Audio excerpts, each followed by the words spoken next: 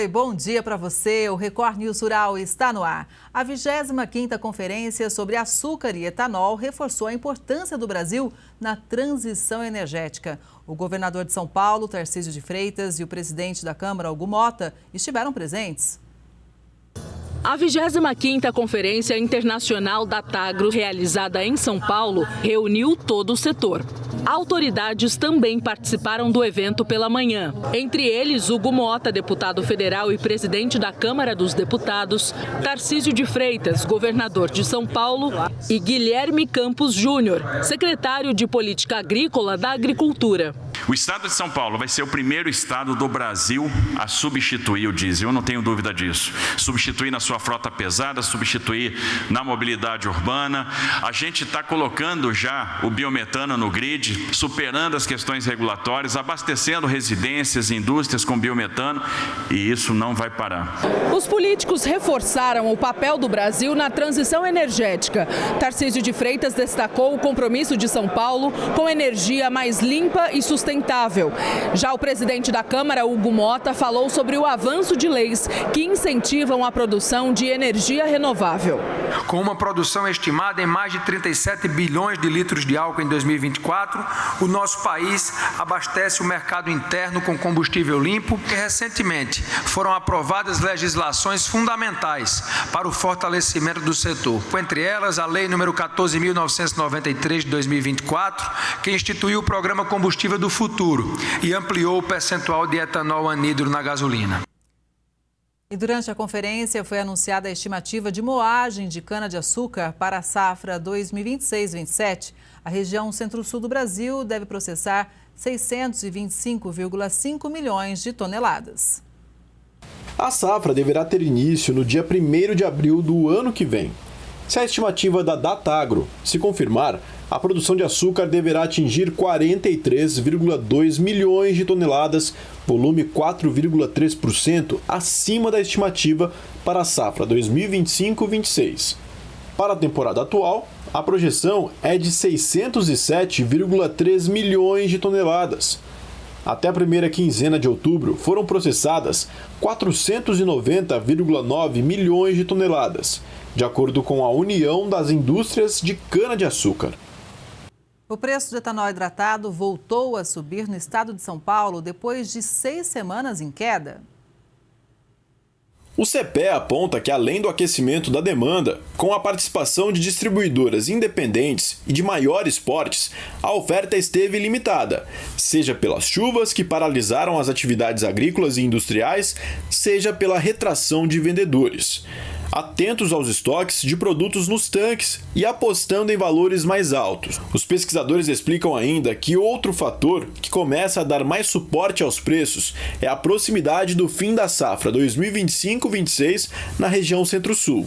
Nesse cenário, entre 13 e 17 de outubro, o indicador CEPE-Esalq do etanol hidratado para o estado de São Paulo fechou em R$ 2,73 o litro, aumento de 0,77% em relação ao período anterior. Para o anidro, houve leve queda de 0,15% a R$ 3,10 o litro. Os preços do mamão voltaram a cair na última semana e, claro, a gente explica os motivos. No norte do Espírito Santo, o Avaí foi comercializado a média de R$ 1,14 o quilo, queda de 6% frente à do período anterior. No sul da Bahia, o Formosa se desvalorizou 54%, cotado a R$ 1,63 o quilo. Os pesquisadores explicam que, mesmo com o volume estável de mamão nas roças, a baixa procura pelos frutos neste começo de segunda quinzena de mês pressionou os valores de comercialização. Para as próximas semanas, embora a perspectiva seja de diminuição na oferta das variedades, a possibilidade de demanda desaquecida nesta segunda metade de outubro tende a limitar possíveis avanços nas cotações. A autorização para caçar javalis vai ser discutida em Brasília. Na Câmara dos Deputados, um projeto de lei propõe transferir aos governos estaduais a responsabilidade pelo controle desses animais, hoje concentrada no IBAMA. Enquanto isso, o Supremo Tribunal Federal deve decidir se os estados podem autorizar a caça de espécies exóticas invasoras. As pegadas no chão acusam. Um grupo de javalis passou por aqui. Os animais saem em bando em busca de alimento e, quando encontram uma lavoura de milho, por exemplo, fazem um estrago. Muitas vezes o prejuízo começa antes mesmo da planta se desenvolver. Esta lavoura de soja, por exemplo, já foi atacada pelos invasores. Eles devoraram as sementes recém-semeadas e foram embora, deixando os vãos no meio da plantação. Para o produtor, resta o prejuízo. No plantio, a gente joga a semente, ele vem para comer a semente, vem para comer o adubo, então assim já danifica muito a planta, né? Depois, quando começa a crescer, ele vem estragando a planta. E a hora que sai o milho, ou que seja a soja, aí ele vem, aí o estrago é maior ainda. O problema é antigo e prejudica agricultores de norte a sul do país. Só em Minas Gerais, o javali já foi encontrado em quase 400 municípios, especialmente no Triângulo Mineiro e Alto Paranaíba. Não existem números consolidados sobre o abate de javalis no Brasil, mas sabe-se que Minas Gerais é o terceiro estado com mais municípios afetados. Seria necessário, para combater a praga que ataca lavouras, causa prejuízos e também influencia na sanidade animal, o abate de mais de 1 milhão de javalis. Classificado como praga agrícola, o javali prejudica do pequeno ao grande produtor.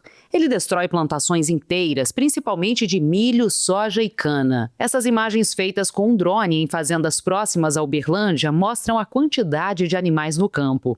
Este grupo de caçadores, devidamente registrados e licenciados, ajuda a fazer o controle da espécie. A cada caçada, eles voltam assim, com vários animais abatidos. Cada javali pode chegar a 250 quilos. E é o próprio produtor rural que chama a turma para tentar fugir dos prejuízos causados pelos suínos. Hoje os produtores eles fazem questão de ligar para a gente e pedir para a gente estar indo lá caçar na fazenda deles, entendeu? Dar autorização, tem uns que até traz na casa da gente essas autorizações. Para ajudar na caça, eles levam os cães da raça Foxhound americano. Animais extremamente ágeis, inteligentes e com faro inigualável. Cada um deles vai para a caça usando uma coleira com GPS. São vários equipamentos, entre armas, rádios, facas, tudo devidamente inspecionado. Qualquer descuido pode gerar problemas. Segundo os caçadores, ainda há muita burocracia em torno da atividade. A polêmica é tanta que o Supremo Tribunal Federal está avaliando se os estados poderão autorizar a caça de javalis, descentralizando assim o manejo, que hoje é de responsabilidade do IBAMA. A gente está aí tentando ajudar, porque o javali hoje parece que cada dia que passa está aumentando mais e a gente sai sempre com medo de ser abordado e ser preso por causa de alguma coisa, mesmo estando legalizado. Mário, e quais as maiores burocracias, né? Qual a maior dificuldade para quem é caçador, mesmo vocês fazendo isso de boa vontade, né? De forma para ajudar mesmo o produtor rural, tem alguns impasses. A grande dificuldade hoje é a falta de segurança jurídica. Para a gente ter acesso à caça, você tem que fazer documentos do IBAMA, CTF, CIMAF, autorização de proprietário. Depois, para você fazer essa caça com arma, você tem uma regulamentação hoje que é fiscalizado pelo Exército, mas foi terceirizado para a Polícia Federal. Você tem que fazer exame psicológico, você tem que provar que você não está respondendo nenhum tipo de crime. São 7 documentos que você tem que ter para você ter uma arma, para você ter acesso a fazer o manejo de javali com arma. O projeto, defendido pela bancada do agro na Câmara dos Deputados, atende às preocupações do setor com o controle sanitário e impacto nas exportações de produtores brasileiros.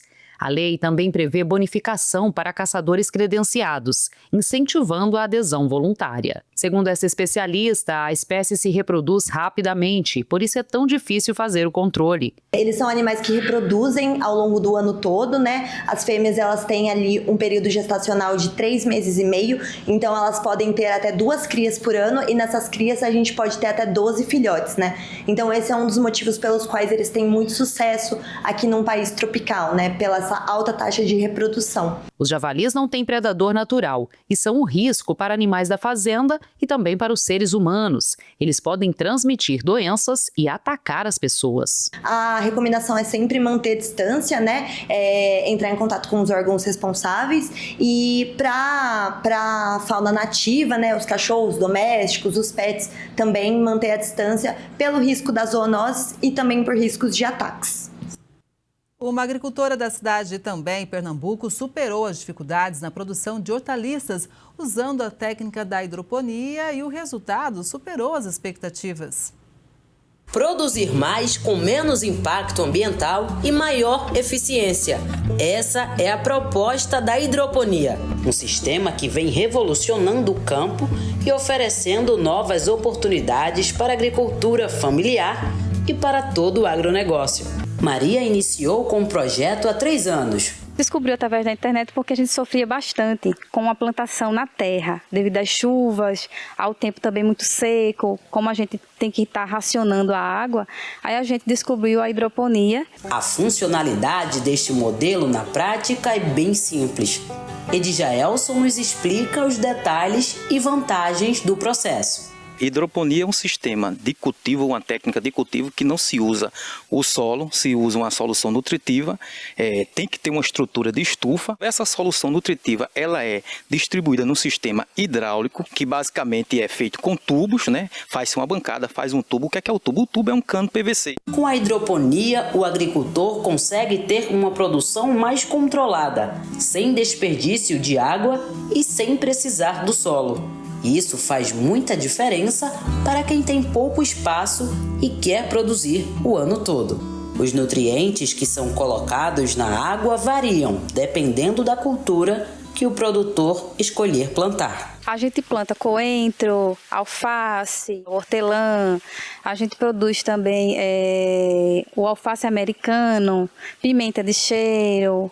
Aí vai um mamão. O sistema hidráulico dispara a cada 15 minutos e a água volta a circular através dos canos.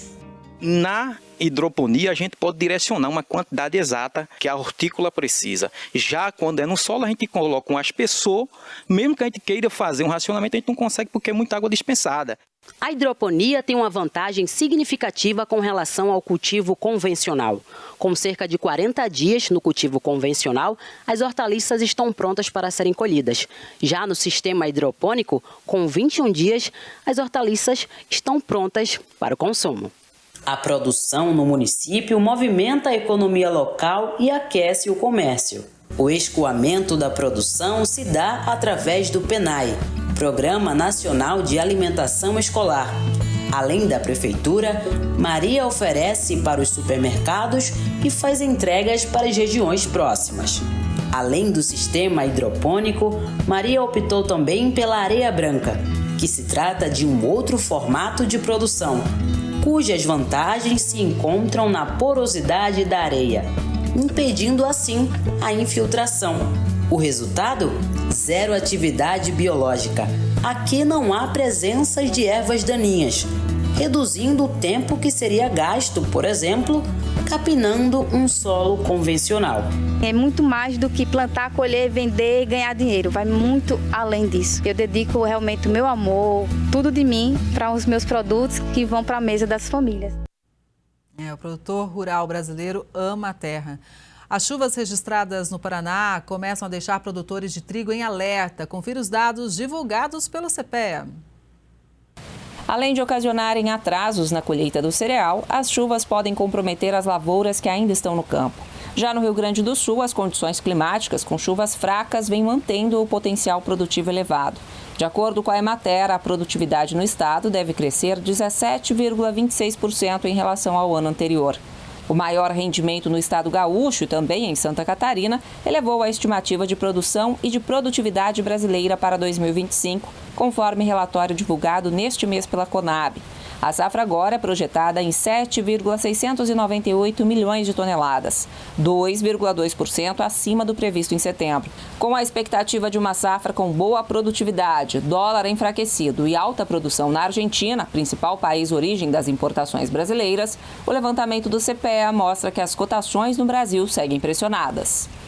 E o produtor rural sempre está de olho no tempo, né? Então confira agora a previsão para todo o Brasil nesta quarta-feira.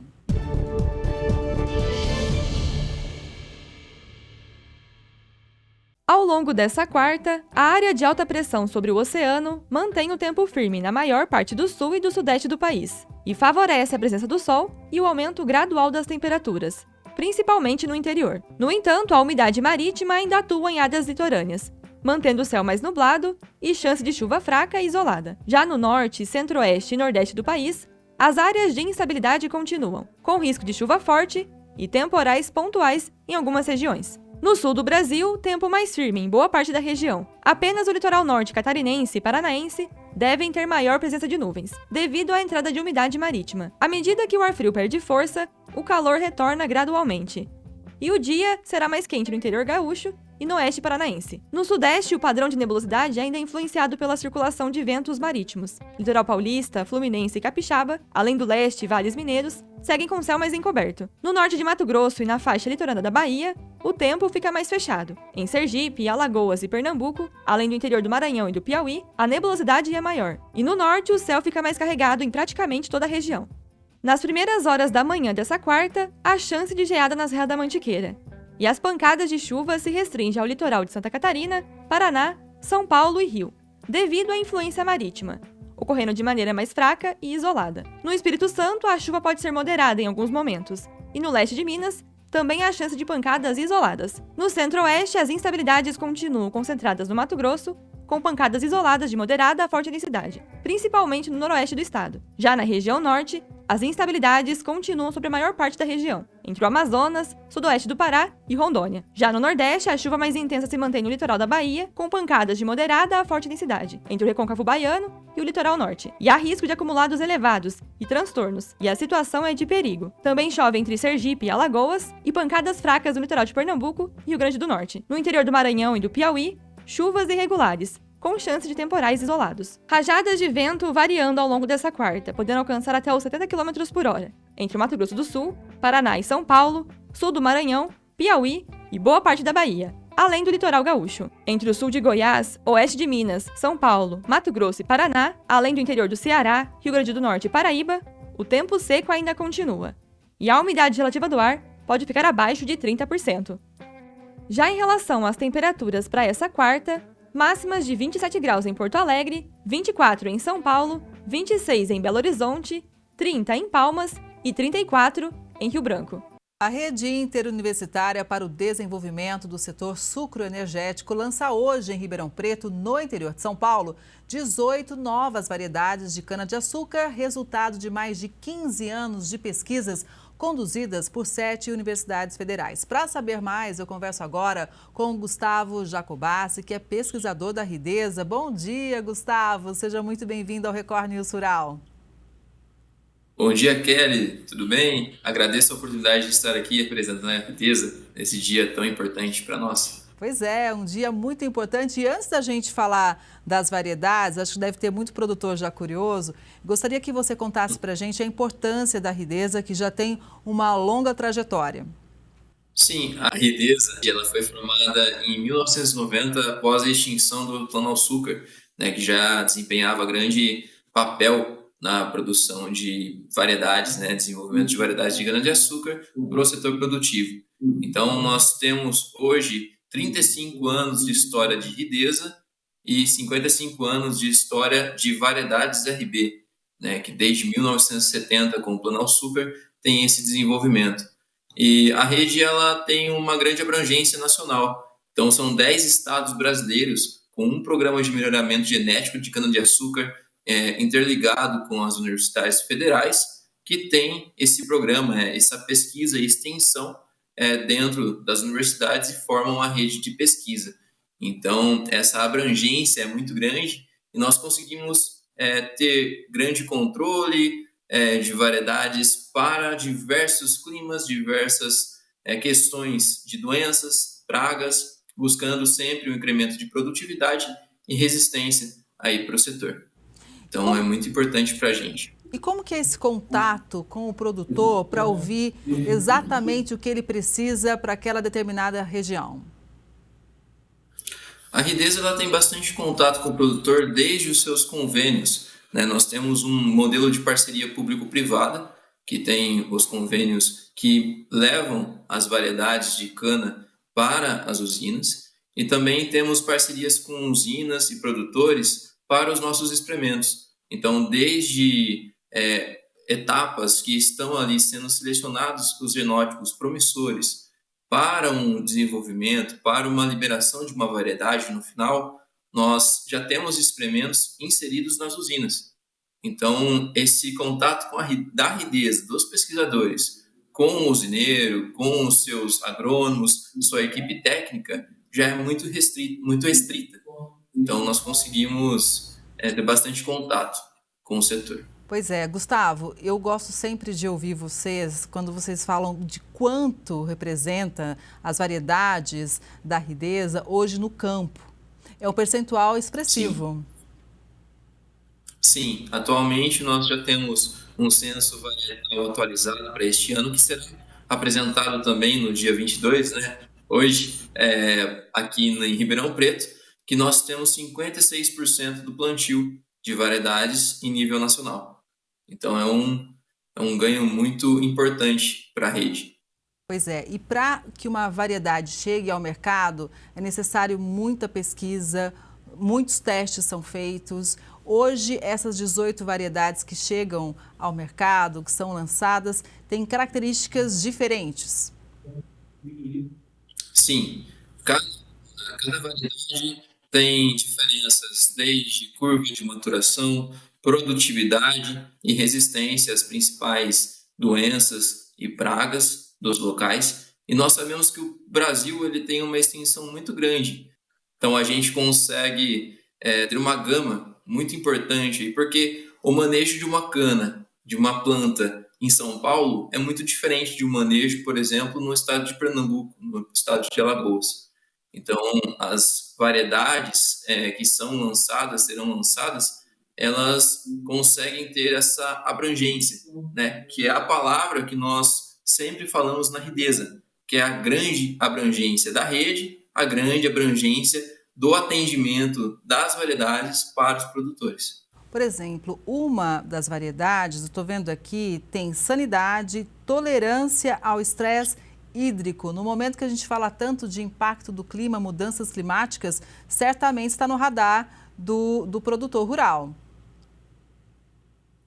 Sim, todas essas características são muito importantes e são levadas em consideração em primeiro plano quando nós estamos desenvolvendo as variedades. E é um tempo muito rigoroso, leva de 15 a 20 anos para a gente resultar uma variedade final que será lançada no mercado.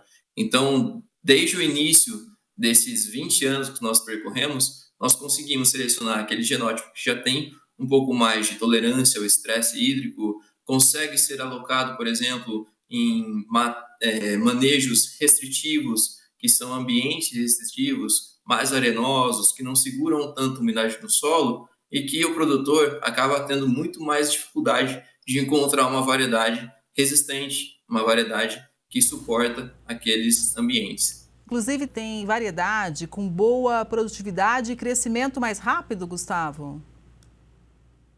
Sim, a gente tem um parâmetro, né? São dois parâmetros diferentes. Então, tem a produtividade, que é o crescimento mais rápido, que é o ganho de TCH, e tem também a curva de maturação, né? Que é o ganho de ATR, ganho de açúcar.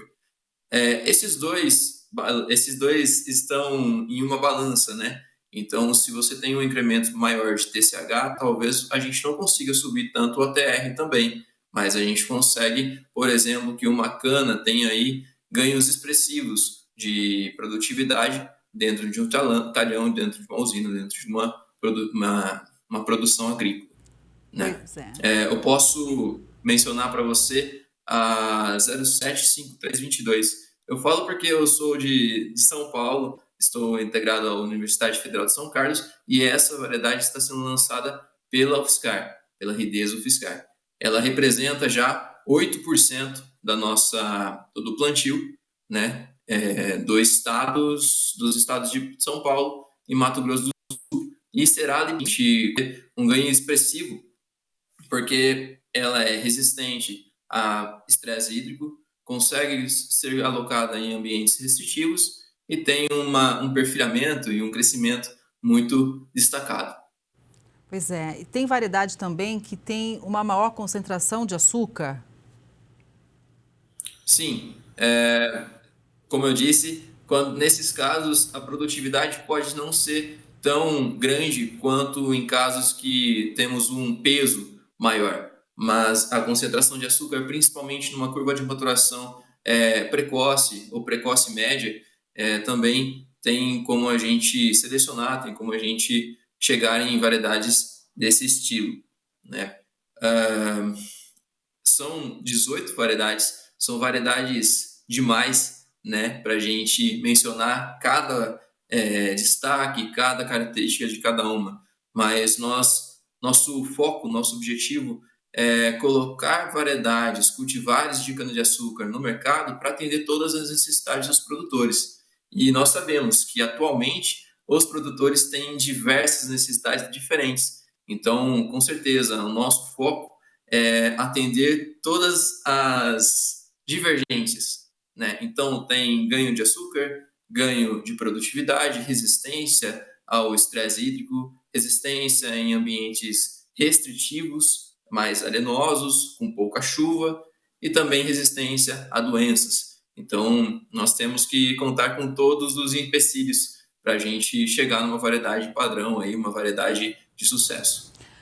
Gustavo, eu imagino a expectativa do setor para o lançamento dessas 18 variedades. A gente reforça que isso acontece hoje em Ribeirão Preto, no interior paulista, porque certamente são essas variedades, essas tecnologias que saem das universidades e chegam ao campo que fazem a diferença para o setor. Sim, com certeza.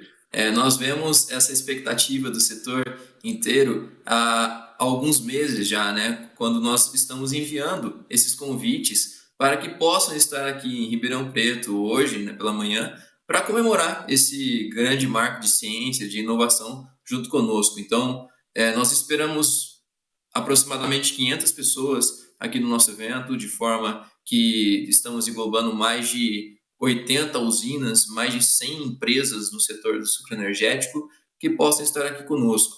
Então, a partir disso, nós já conseguimos colocar um termômetro de como o setor está esperando essa liberação. Mas, com certeza, tem muito mais do que um evento aqui em Ribeirão para vocês acompanharem no mercado depois deste evento do dia 22. Tá certo, e a gente também vai querer todas as informações, viu, Gustavo? Muito obrigada por essa prosa, é um dia realmente muito importante, com novas variedades de cana-de-açúcar chegando ao mercado. Estamos sempre de portas abertas para você, para o UFSCar e para toda a equipe da Ridesa. Muito obrigado, Kelly. Estamos abertos também a qualquer necessidade de vocês. Obrigada mais uma vez. Essa edição do Record News Rural fica por aqui. Obrigada pela sua audiência. A gente se vê no próximo programa. Até lá!